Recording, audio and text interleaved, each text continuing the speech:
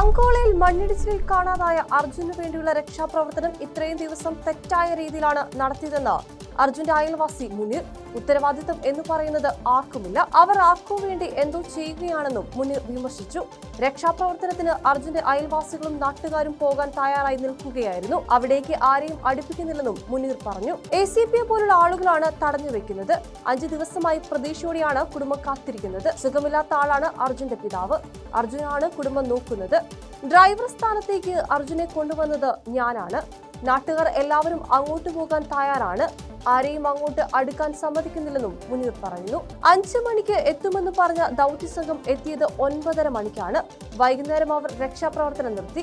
Office സമയം കഴിഞ്ഞപ്പോഴാണ് അവർ പോയത്. രക്ഷാപ്രവർത്തനം എന്താണെന്നുള്ളത് അവർക്കറിയില്ല. മനുഷ്യനോട് സ്നേഹമില്ലാത്ത രീതിയിലാണ് SP ഉൾപ്പെടെയുള്ളവർ പ്രവർത്തിച്ചത്.